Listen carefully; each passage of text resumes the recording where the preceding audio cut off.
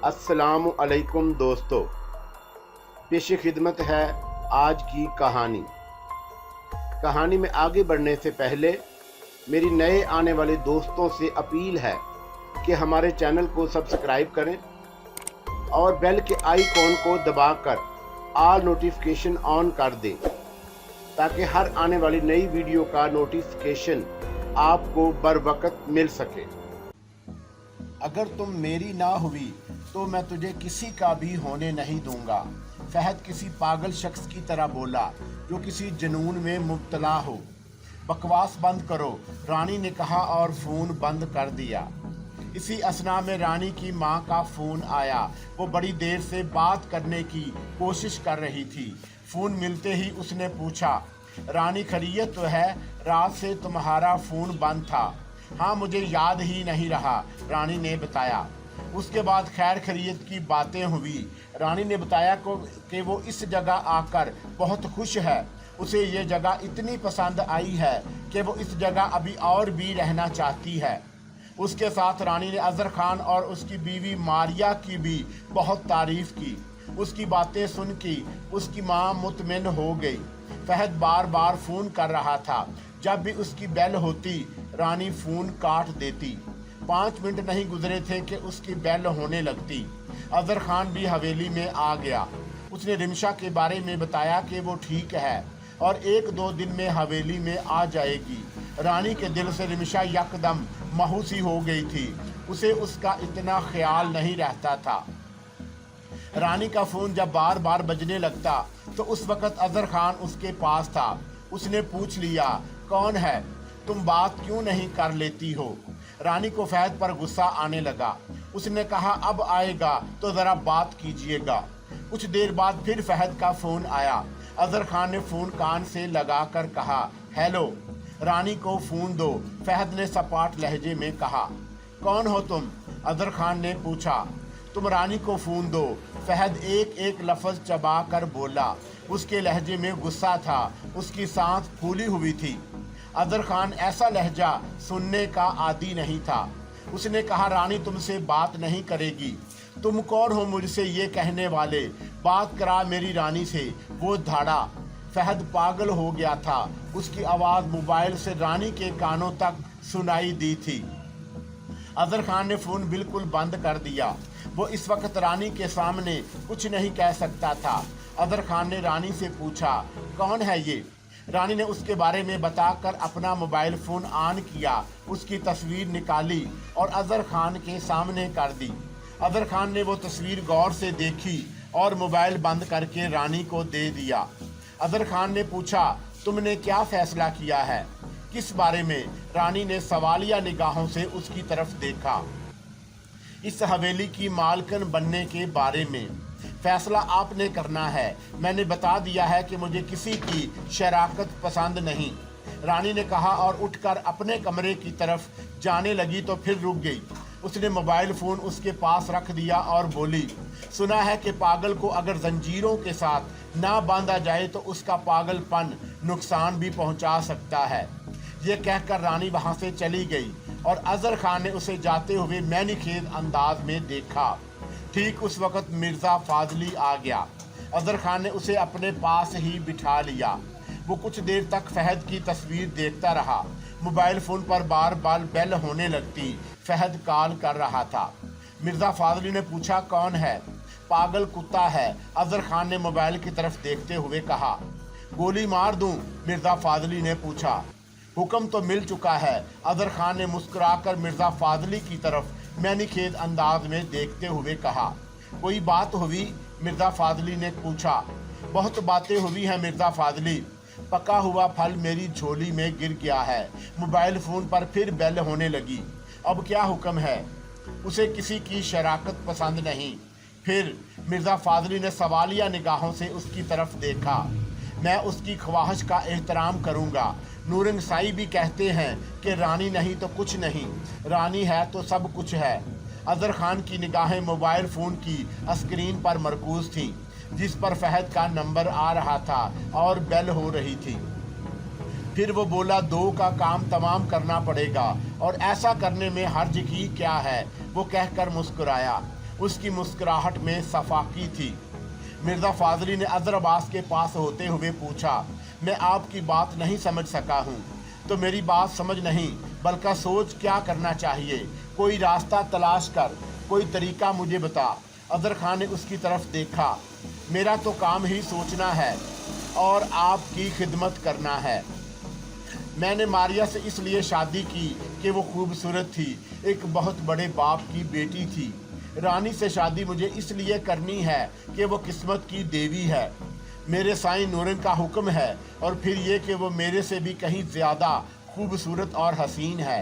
रानी मुझसे शादी के लिए तैयार है, इस हवेली में रहने के लिए खुश है, लेकिन मारिया की शराकत उसे पसंद नहीं, तो फिर मुझे भी पसंद नहीं है। अदर खान ने कहा और एक बार फिर मोबाइल फ़ोन की घंटी बजने लगी। उसने मोबाइल स्क्रीन की तरफ देखा। फहद का नाम था। आप इस मोबाइल को बंद क्यों नहीं कर देते? मैं इसके जुनून का इम्तहान ले रहा हूँ। कौन है?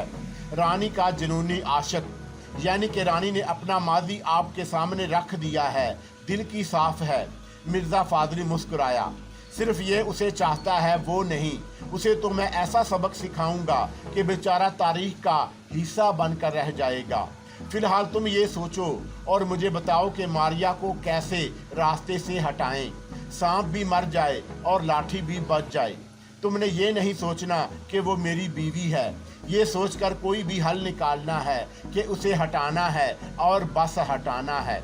आप फिक्र ना करें, मैं ऐसा रास्ता तलाश कर लूँगा कि आपके हाथ भी साफ रहें और सब कुछ आपकी मर्ज़ी के मुताबिक हो जाए। मिर्ज़ा फाजली ने कहा और हंसा। उसका दिल भी शफाक और सख्त था। फहद का अज़तराब दो चंद हो गया। उसकी समझ में नहीं आ रहा था कि रानी उसके साथ ऐसा क्यों कर रही है। उसका रवैया यकदम बदल कैसे गया? दोस्ती की तरफ बढ़ा हुआ कदम नफ़रत में क्यों तब्दील हो गया? क्या वो वाकई इस शहर में नहीं, या उसने उससे ना मिलने के लिए ऐसा कहा है? ऐसे कई सवालात का अंबार था जो रफ्ता रफ्ता बढ़ता ही जा रहा था। वो अपने घर से बाहर निकला और रानी के घर की तरफ चल पड़ा। चलते हुए वो बार बार रानी का नंबर भी मिला रहा था। बेल तो जा रही थी, लेकिन उसे रानी आन करके बात नहीं कर रही थी। उससे फहद और भी मुज़तरब व बेकरार हो रहा था। फहद अभी उसकी गली में कदम रखने ही वाला था कि जाने कब जगन ने उसे देखा और किस वक्त उसके पीछे अपने कदम बढ़ा लिए कि अचानक उसने फहद के कंधे पर अपना हाथ रखकर उसे रोक लिया। फहद ने गर्दन घुमाकर जगन की तरफ देखा, क्योंकि वो भी इसी महल्ले का था। वो जगन को जानता था, लेकिन उससे कभी इसकी बात नहीं हुई थी। अब अचानक उसने पीछे से आकर उसे क्यों रोक लिया? क्या बात है? फहद ने पूछा। मेरी दुकान पर आ सकते हो, मैंने तुमसे बात करनी है, जगन ने नरम लहजे में अस्तदा की। क्या बात करनी है? फहद ने सपाट और रूखे लहजे में कहा। थोड़ी देर बैठकर बात करते हैं, जगन ने कहा। ये बाजार में मेरी दुकान है, बस 10 मिनट की बात होगी। जो बात करनी है यहाँ कर लो, मुझे तुम्हारी दुकान पर नहीं जाना, फहद ने कहा और ये इंतज़ार करने लगा कि वो जो बात करना चाहता है वो करे। जहाँ खड़े खड़े बात नहीं हो सकती, जगन ने कहना चाहा, लेकिन फहद ने उसकी बात काट कर कहा, नहीं हो सकती तो फिर ठीक है, मुझसे बात मत कर। फहद ने कहा और जाने के लिए पलटा।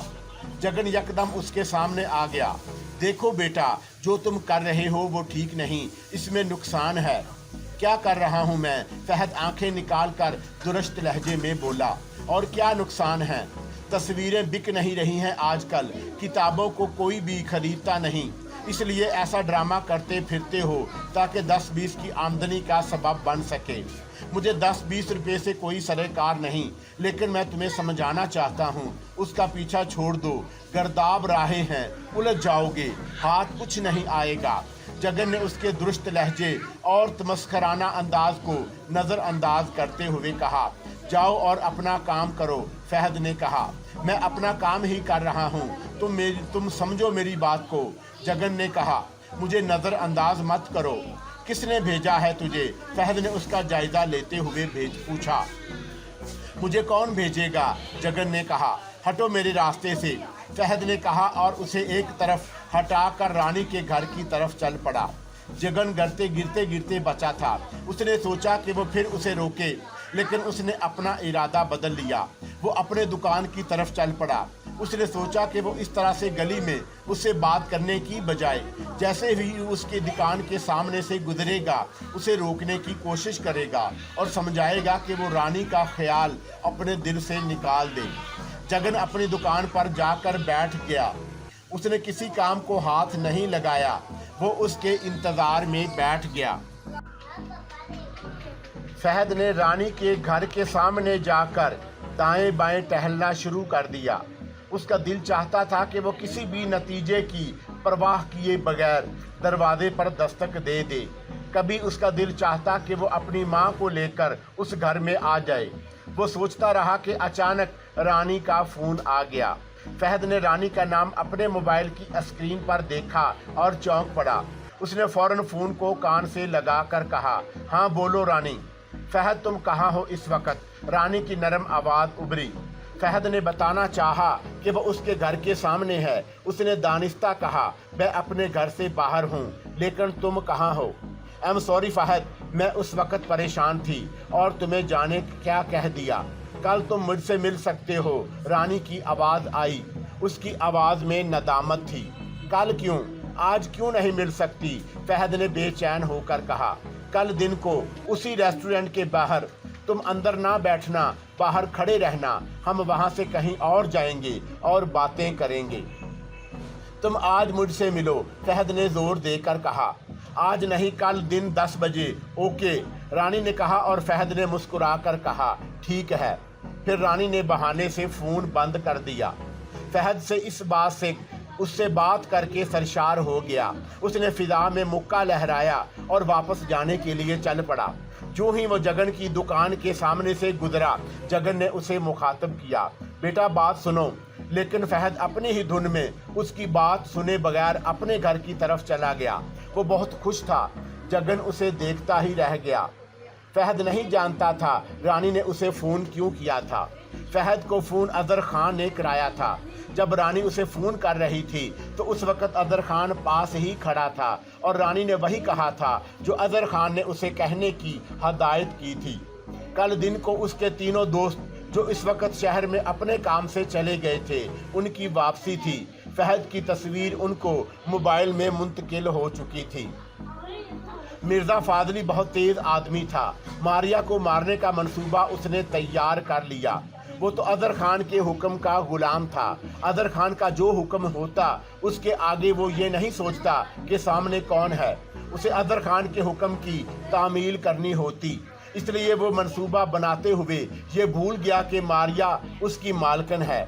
अभी अपना मंसूबा लेकर मिर्ज़ा फाजली हवेली में अज़हर खान के पास पहुंचा ही था कि उन्हें मुराद अहमद के आने की इत्तला मिली। अज़हर खान ने मुतहय्यर निगाहों से मिर्ज़ा फाजली की तरफ देखा और पूछा, ये क्यों आ गया है?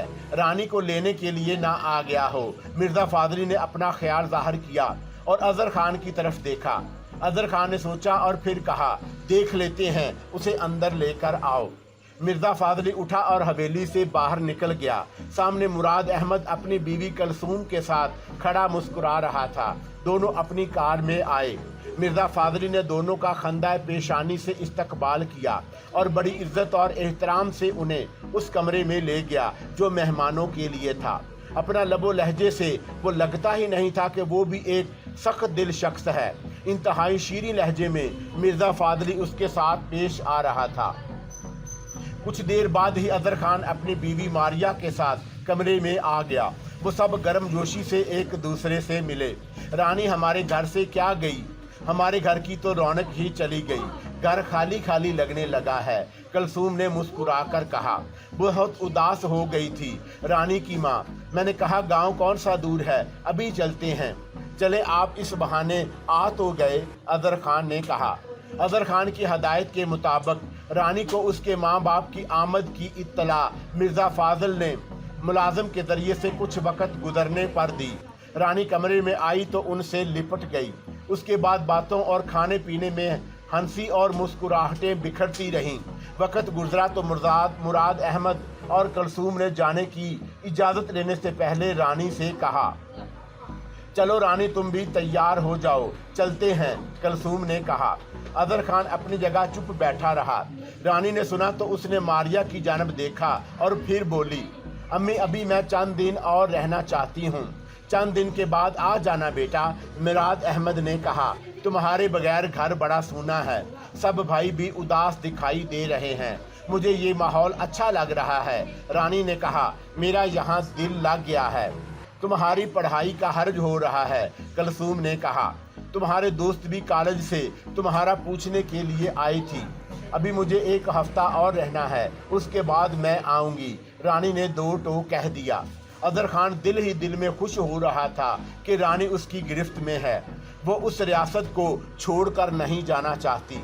रानी दरअसल कलसूम ने कहते हुए एक नज़र अजहर खान और फिर मारिया की तरफ देखा और बोला, हमने तुम्हारे रिश्ते की जहां बात शुरू की थी वहां हमने हाँ कर दी है, लेकिन मैंने इनकार कर दिया था। रानी ने यकदम अपनी माँ की तरफ देखा और मतानत से कहा, इनकार से क्या होता है, शादी तो तुम्हें करनी है।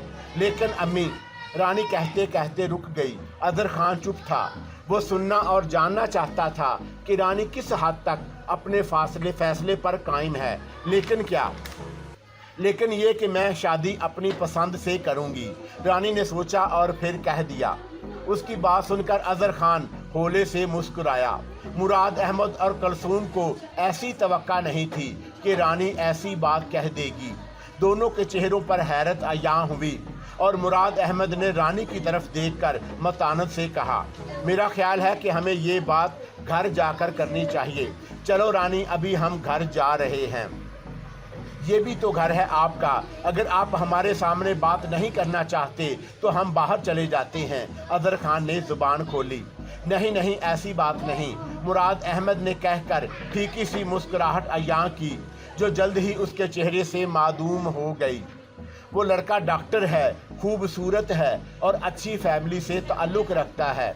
कलसूम ने अजहर खान की तरफ देखते हुए कहा, उससे अच्छा लड़का और फैमिली क्या होगी, लेकिन मुझे वहाँ शादी नहीं करनी। रानी ने फिर कहा, ठीक है, इस बात पर भी सोच लेते हैं, तुम हमारे साथ चलो। मुराद अहमद ने मुसाहलती रवैया बरकरार रखते हुए कहा, वो नहीं चाहता था कि कोई ऐसी तलख बात गुस्से में हो जाए जो किसी को भी पसंद ना आए। मैं 7-8 दिन के बाद आ जाऊंगी, रानी ने कहा और मुंह दूसरी तरफ कर लिया। कलसूम और मुराद अहमद ने एक दूसरे की तरफ देखा। वो सोच रहे थे कि अब क्या करें, दोनों को तशवीश होने लगी। मारिया बोली, अगर इजाज़त हो तो एक बात कहूँ। हाँ, क्यों कहूँ नहीं। कलसूम ने उसकी जानब देख कर कहा, आप रानी को हफ्ता 10 दिन मेरे पास रहने दें, मैं उसे समझाने की कोशिश करूँगी, और अगर मैं ऐसा ना कर सकी तो फिर रानी मुझे तो कुछ समझा ही देगी, आखिर मैं उसकी बड़ी बहन हूँ, फिर मैं खुद आपसे बात करूँगी। मारिया ने जो कहा था वो बात कलसूम और मुराद अहमद की समझ में आ गई। वो जानते थे कि घर में रानी किसी भी अपनी भाभी के साथ दोस्ताना रवैया नहीं रखती। मारिया के साथ अगर उसकी अच्छी दोस्ती हो गई है तो वो यकीनन अपने दिल की बात उससे कह देगी और फिर उसकी रोशनी में वो फैसला करने में आसानी महसूस करेंगे। इस तरह बात को तूल देना मुनासिब नहीं होगा, जो बात होगी वो सामने आ जाएगी। मुराद अहमद और कलसूम इजाज़त लेकर चले गए। अजहर खान ने मैनीखेज मुस्कुराहट अपने चेहरे पर सजाई और मारिया के बर वक़्त बोलने के दिल ही दिल में दाद दी। मारिया का फ़ोन आ गया, वो सुनने के लिए अंदर चली गई। रानी अंदर जाने लगी तो वो अजहर खान की तरफ शरारत अमीद मुस्कुराहट के साथ बढ़ी और बोली, जो मेरे दिल में है वो आपकी बीवी मारिया से कह दूं। फिर वो खनखनाकर हंसी और अंदर भाग गई। अजहर खान अपनी जगह खड़ा मुस्कुराता रहा। रात का अंधेरा फैल गया। गांव की दूर तक फैली हुई खामोशी, और उस खामोशी को कभी किसी कुत्ते के भौंकने की आवाज़ तोड़ देती थी तो कभी गांव के चौकीदार की आवाज़ खामोशी के दामन को चीर देती। चांद के साथ बदली का एक छोटा टुकड़ा उजड़ा हुआ था, हवार की हुई थी और सर्दी की शिद्दत अपनी जगह बरकरार थी। अजहर खान अपनी हवेली की 4 दीवारी के लान में बैठा था। उसके साथ ही मिर्ज़ा फाजली भी था। اس کے خونخوار کتے حویلی کے چاروں طرف گردش کر رہے تھے۔ محافظ چاقو چوبند اپنی ڈیوٹی ادا کر رہے تھے۔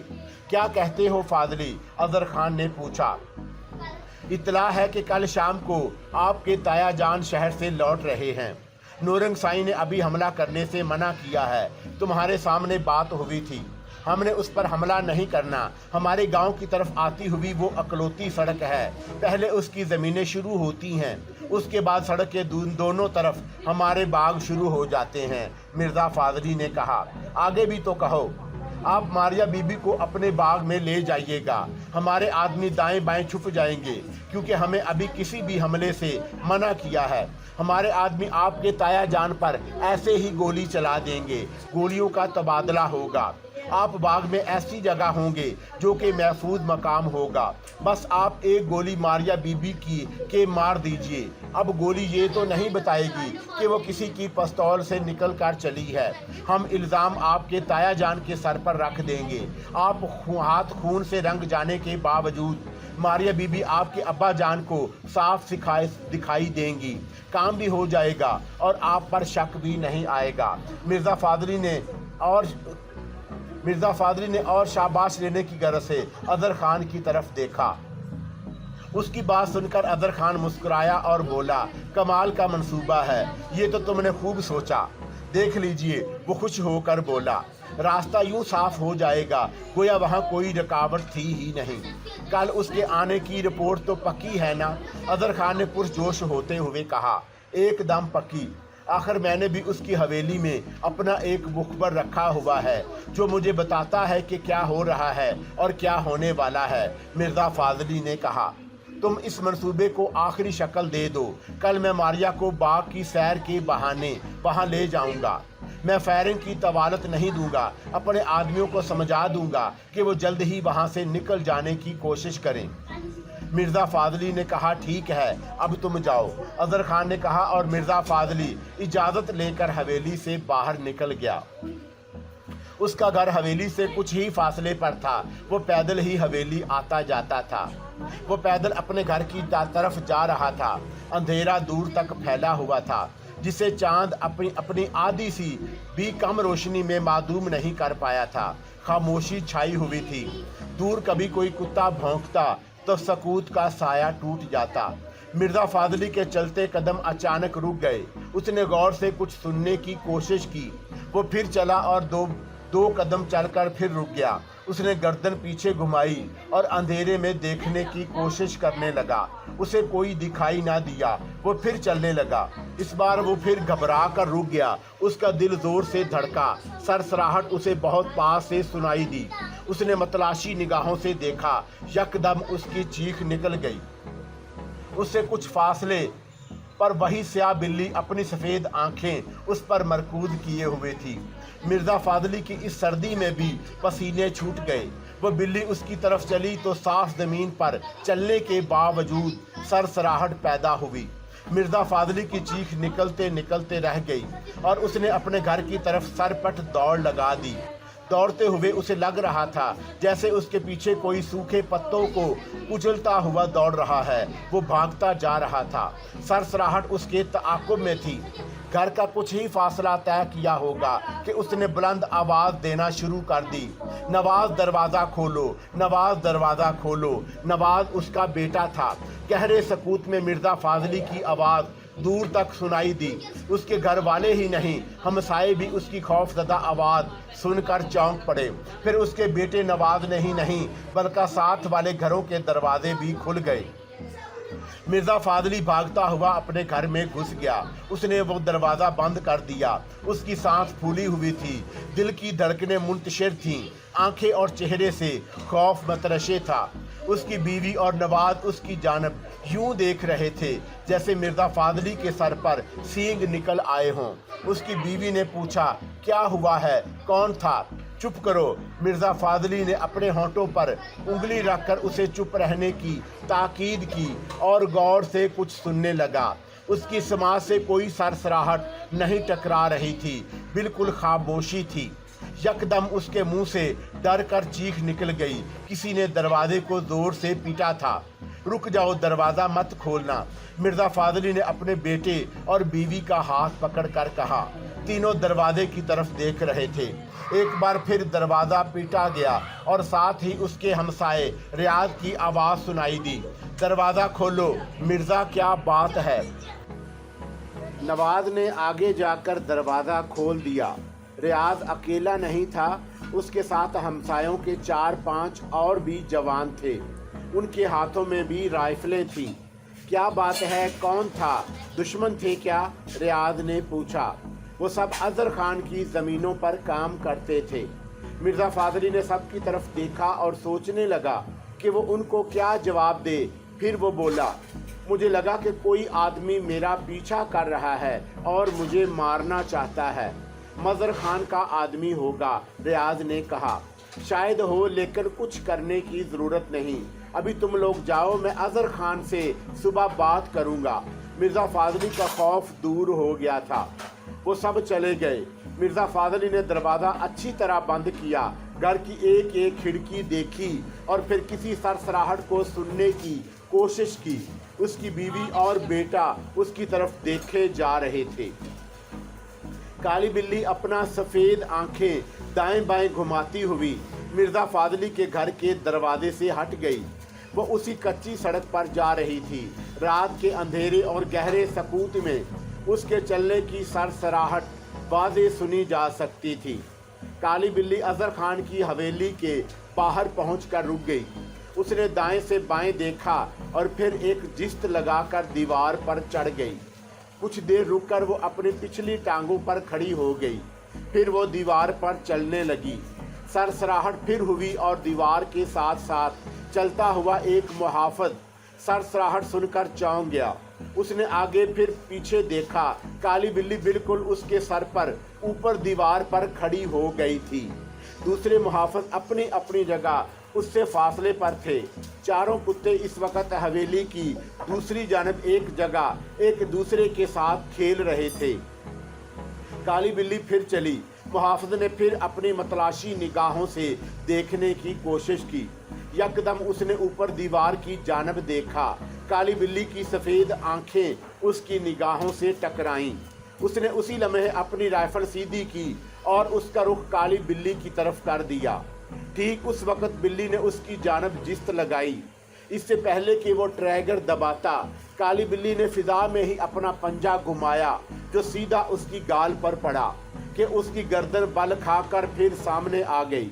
हड्डी टूटने की आवाज़ वाज़े सुनाई दी। उसके मरने के लिए तड़पने का मौका भी नहीं मिला और वो बल खाई गर्दन के साथ नीचे गिर गया। काली बिल्ली के एक ही पंजे की ज़रब से उसकी गर्दन घूमी थी और चेहरा फिर सामने आ गया था। ऐसे लगता था जैसे किसी ने बोतल का ढक्कन घुमा दिया हो और इसी अंदाज में वो ज़मीन पर पड़ा था कि उसे देखते ही दहशत से किसी की भी चीख निकल जाए। जब काली बिल्ली ने उसका काम तमाम करके अपने चारों पंजे एक साथ ज़मीन पर रखे तो चारों कुत्तों ने चौंक कर अपनी गर्दनें खड़ी की और उस जानब दौड़ लगा दी। वो बुरी तरह से भौंकने लगे थे। जिस रफ्तार से वो उस तरफ भागे, दूसरे मुहाफ़िज़ भी अलर्ट हो गए और कुत्तों के पीछे दौड़े। काली बिल्ली उस मुहाफ़िज़ की लाश के पास खड़ी थी। कुत्ते भागते हुए उसकी जानब बढ़े और यकदम वो रुक गए। चारों कुत्ते काली बिल्ली की तरफ देख रहे थे और बिल्ली ने उनकी तरफ देखकर एक दिलखराश चीख अपने मुंह से निकाली कि हवेली में एक दहशत फैल गई। अजहर खान भी वो आवाज़ सुनकर अपने बिस्तर पर यकदम उठ बैठा। मारिया की भी आंख खुल गई और रानी को वो चीख सुनाई दी, बल्कि उसे लगा जैसे रिमशा ने उसे अपना हल्क फाड़ कर पुकारा हो। वो अपने बिस्तर से उठी और कमरे से बाहर निकल गई। वो मतलाशी निगाहों से रिमशा को देख रही थी।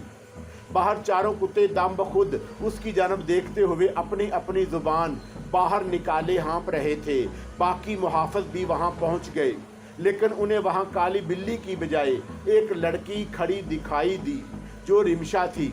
सब मुहाफ़िज़ तहय्युर अमीज़ निगाहों से देखे जा रहे थे। उनकी समझ में नहीं आ रहा था कि वो क्या करें और ये लड़की कौन है और कहाँ से आई है। रानी तेज़ी से उस कमरे में गई जहाँ मेहमान बैठते हैं। उसी असना में काली बिल्ली की दिलखराश आवाज़ फिर फिजा में गूंजी।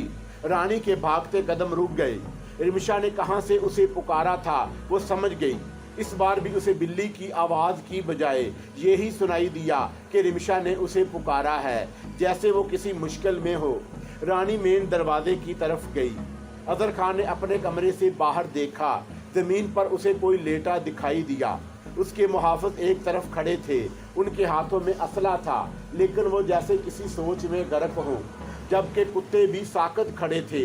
जिस जानब सबकी निगाहें मरकूज थीं, वहाँ अजहर खान को एक ऐसी बूढ़ी औरत दिखाई दी जिसके चेहरे पर झुर्रियाँ थीं, कमर झुकी हुई थी, काले और सफ़ेद बाल खिले हुए थे, मुंह से खून टपक रहा था। अजीब वहशतनाक सूरत थी। अजहर ने उसे देखा और अपना रिवाल्वर निकाल कर कमरे से बाहर जाने लगा तो मारिया ने पूछा, क्या हुआ? खिड़की मत खोलना, मैं अभी आया, अजहर खान ने कहा और कमरे से बाहर निकल गया। वो भागता हुआ जा रहा था। रानी दरवाज़ा खोलकर हवेली से बाहर निकल आई। उसे सामने ही रिमशा खड़ी नजर आई। वो उसे देखते ही जज्बाती सी हो गई। वो उसकी जानब दौड़ी। जाने कहाँ से रिमशा का ख्याल और चाहत फिर उसके दिल में उमड़ आई। रिमशा, रिमशा, तुम यहाँ क्या कर रही हो? रानी ने कहा और उसकी तरफ अपने दोनों हाथ बढ़ा दिए। मुहाफ़िज़ों का अबहाम दूर हो गया कि ये रिमशा ही है, लेकिन वो हवेली में कब आई और कैसे आई, इस बारे में उनकी हैरानगी अपनी जगह पर थी। रिमशा ने उसकी तरफ जा रही थी। रानी और तेज़ी से उसकी तरफ भागी। दोनों में 2 फुट का फासला रह गया जब अजहर खान उस मेन दरवाजे से बाहर निकला और उसने चीख कर कहा, रानी रुक जाओ और एक तरफ हट जाओ। रानी यकदम रुकी। उसने पलट कर पीछे देखा। उसी असना में रिमशा ने अपना हाथ आगे बढ़ाया और इससे पहले कि वो रानी का हाथ अपने हाथ में लेती, अजहर खान ने फायर खोल दिया। उसके साथ ही मुहाफ़िज़ों ने भी अपनी अपनी राइफलें सीधी कर लीं और गोलियां बरसाने लगे, लेकिन वहाँ कुछ भी नहीं था। गोलियां दीवार से टकरा रही थीं, किसी दरख्त को लग रही थीं। अजहर खान ने हाथ के इशारे से सबको रोका। सब ने आंखें फाड़ फाड़ कर देखा, वहाँ कुछ नहीं था। रानी नीचे बैठी हुई थी। सब ने मतलाशी निगाहों से देखा, दाएं से बाएं, ऊपर से नीचे, लेकिन वो वहाँ नहीं थी। फिर सब की निगाह उस मुहाफ़िज़ पर पड़ी जिसकी गर्दन को बल आया हुआ था। सब के जिस्मों में खौफ सरायत कर गया। देखते ही एक सनसनी फैल गई। किसी को यकीन नहीं आ रहा था कि गर्दन कैसे बल खा गई। रानी की निगाह जैसे ही बल खाई गर्दन वाले मुर्दा मुहाफ़िज़ पर पड़ी, उसकी चीख निकल गई। अजहर खान ने उसका बाजू पकड़ा और खींचता हुआ अंदर चला गया। अजहर खान के हुक्म से उस मुहाफ़िज़ की लाश रातों रात ठिकाने लगा दी गई। फायरिंग की आवाज़ सुनकर गांव वाले हवेली की तरफ भागे, जिन्हें ये देखकर मुतमिन कर दिया गया कि कुछ असला बरादर नकाबपोश दिखाई दिए थे और हवाई फायरिंग की गई। सब अपने अपने घरों को लौट गए। रानी की तबीयत ठीक नहीं थी। वो घबराई हुई और खौफज़दा थी। सबसे ज़्यादा खौफ का बायस वो लाश थी जिसकी बल खाई गर्दन उसकी देखी थी। उसका चेहरा बार बार उसकी आंखों के सामने घूम जाता था और फिर रिमशा का वहाँ खड़ा होना और अचानक गायब हो जाना उसकी समझ से बालातर था। मारिया रात ही से उसके साथ कमरे में थी। इसके अलावा 2 मुलाजम भी साये की तरह अजहर खान ने उसके साथ जोड़ दी थी और खुद भी कभी रानी के कमरे में और कभी कमरे से बाहर टहलता रहा। दिन के उजाले के साथ ही अजहर खान के आदमी नूरंग साई को हवेली में ले आए। डरौनी सूरत के साथ नूरंग पूरी हवेली को अपनी सुर्ख और बड़ी गरे नुमा आँखों से यूं देख रहा हो जैसे उसे किसी चीज़ की तलाश हो। इस वक्त अजहर खान और मिर्ज़ा फाजली उसके साथ थे। नूरंग के साथ आए हुए 2 आदमी भी मौजूद थे। मैंने कहा था ना, उसके साथ कुछ और ताकतें भी मिल गई हैं जो उसकी मदद कर रही हैं। वो अब रिमशा, किसी बूढ़ी औरत, काली बिल्ली और अपनी असल सूरत में किसी वक्त भी ढल सकती है। इन सूरतों के अलावा किसी और रूप में नहीं आ सकती, नूरंग ने तशवीश अमीद लहजे में कहा। लेकिन उसकी पहचान वही है। वो उनमें से किसी भी रूप में होगी। उसके चलने से सरसराहट ज़रूर होगी। उसके कदमों में सरसराहट है। यही खबरदार होने का एक तरीका है। यही उसकी पहचान है। उससे हमारी जान छुड़ाएं साईं, अजहर खान ने कहा। हम कोशिश कर रहे हैं, लेकिन हमारी कोशिश कामयाब नहीं हो रही। अगर वो सरकश है तो हम भी जिद्दी हैं, उसे काबू करके रहेंगे। नूरंग ने अपने दांत पीसे तो पीले दांत अयां हो गए। वो रानी को रिमशा की शक्ल में दिखाई दी थी, अदर खान ने कहा, क्योंकि उसे रानी ने ही ये बताया था। वो रानी को मार देना चाहती है, बहुत जल्द रानी मरेगी तो वो उसके रूप में आएगी और फिर तुम हो या कोई और, जाने वो क्या क्या कर गुजरे। इसलिए रानी को बचाना ज़रूरी है, उसकी हिफाजत लाजमी है। वो उसके हुस्न की दीवानी है, वैसा हुस्न चाहती है, इसलिए वो उससे जलती थी, नूरंग ने मजीद बताया। अब हम क्या करें? अदर खान ने पूछा। तुम रात को अपनी हवेली के मेन दरवाजे के बाहर एक अलाव जला कर रखा करो। वो आग जब तक जलती रहेगी वो हवेली के अंदर नहीं जा सकेगी। आग बुझाने की कोशिश होगी, उसे जलाए रखना, नूरंग ने कहा। इसका कोई जल्दी हल निकालें, रात में भी उसका शिकार होते होते रह गया। मिर्ज़ा फाजली ने मरियल सी आवाज़ में कहा, तुझे सिर्फ उसने डराया था, उसका असल शिकार रानी है। और फिर अजहर, रानी सलामत है तो अजहर खान महफूज है, रानी गई तो अजहर खान का लुकमा बनने में देर नहीं लगेगी, नूरंग ने ऊपर छत की तरफ देखते हुए कहा। इस बात को सुनकर अजहर खान की निगाहें नूरंग के चेहरे पर जम गईं। नूरंग ये बात उससे मख्फी रखना चाहता था, लेकिन फिर उसने इस ख्याल से बता दी ताकि रानी की हिफाजत में किसी किस्म की कोई कोताही ना हो। इसका मतलब तो ये है कि रानी की मैं अपनी जान से भी बढ़कर हिफाजत करूं, अजहर खान ने कहा। हाँ, नूरंग ने कहा और फिर दाएं बाएं और फिर कभी छत की तरफ देखने लगा, जैसे कोई चीज़ खुदक रही हो और उसकी निगाह उस तरफ चली जाती हो जिस तरफ वह चीज़ गई हो। मिर्ज़ा फाजली ने भी कुछ देखने की कोशिश की।